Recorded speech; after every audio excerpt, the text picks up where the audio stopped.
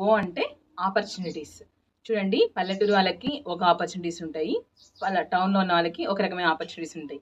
Family support ఉన్న వాళ్ళకి ఒక రకమైన ఆపర్చునిటీస్ ఉంటాయి, సపోర్ట్ లేని వాళ్ళకి వేరే ఆపర్చునిటీస్ ఉంటాయి. అలాంటి వాటిలో మీకున్న సపోర్టివ్ సిస్టమ్ ఏంటి, మీకున్న ఆపర్చునిటీస్ ఏంటి, మీరు మీ గోల్ని రీచ్ అవ్వడానికి లేదా మీకున్న స్ట్రెంగ్త్ని ఇంకా యూటిలైజ్ చేసుకోవడానికి, వీక్నెస్ని డైల్యూట్ చేసి స్ట్రెంగ్త్గా మార్చుకోవడానికి ఉన్న ఆపర్చునిటీస్ ఏంటో మీరు గుర్తించండి. ఆపర్చునిటీస్ అంటే చెప్పాను కదా, సో టౌన్లో ఉన్న వాళ్ళకి హోమ్ ట్యూషన్ దొరకచ్చు అంటే టీచర్స్కి. సో అదే పల్లెటూరులో వర్క్ చిన్న స్కూల్లో వర్క్ చేసే టీచర్కి హోమ్ ట్యూషన్స్ పెట్టించుకునే ఛాన్సెస్ ఉండవు కదా వేరే వాళ్ళు. సో ఇన్కమ్ రాకపోవచ్చు, మేబీ వాళ్ళు ఆన్లైన్ క్లాసెస్ చెప్పచ్చు. అప్పుడు అంటే ఏంటి, మన చుట్టూరా ఉన్న మనకు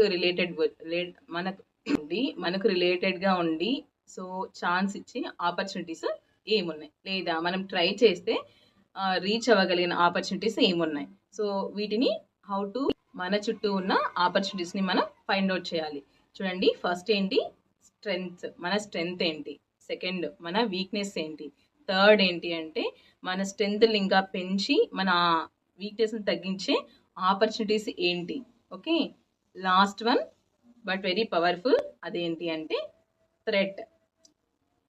తెలుసు కదా, థ్రెట్ అంటే ఏంటి అంటే, సో మన గోల్ని రీచ్ అయ్యే ప్రాసెస్లో మన స్ట్రెంగ్త్ని, వీక్నెస్ని, ఆపర్చునిటీస్ని తెలుసుకోకుండా లేదా తెలుసుకొని గోల్ రీచింగ్కి వెళ్ళే ప్రాసెస్లో మనం సీరియస్గా ఫేస్ చేయగలిగే ప్రాబ్లమ్స్ ఏంటో మనకు ముందుగానే తెలుస్తాయి. ఫర్ ఎగ్జాంపుల్, ఒక హౌస్ వైఫ్ హౌస్ నంతా వదిలి జాబ్కి వెళ్ళాలి అనుకోండి, తనకు వచ్చే థ్రెట్స్ ఏంటో తనకు తెలుసు అనమాట.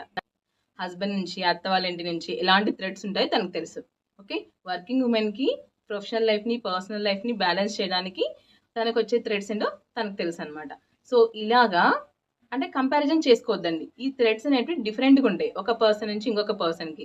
కంపారిజన్స్ చేసుకోకండి, మన థ్రెడ్స్ డిఫరెంట్గా ఉంటాయి. నా థ్రెడ్ వేరు, మీ థ్రెడ్ వేరు. ఓకేనా, సో వర్కింగ్ ఉమెన్కి డిఫరెంట్, హౌస్ వైఫ్కి డిఫరెంట్.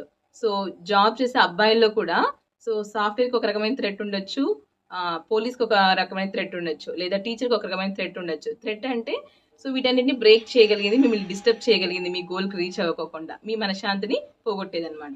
సో ఒక లైఫ్ స్టైల్ని బట్టి, డ్యూటీని బట్టి, ఎకనామిక్ ఇన్కమ్ని బట్టి, సో మన పిల్లల్ని బట్టి, మన family environment, threats are different. So ఇప్పుడు క్లియర్గా రాసుకున్నారా, strength, weakness, opportunities and threat ఏంటి. నా గురించి నేను తెలుసుకున్నప్పుడే వేరే వాళ్ళు చెప్పేది కరెక్టా రాంగా అన్న విషయం నాకు అర్థమవుతుంది. సో మళ్ళీ లెట్స్ ట్రై.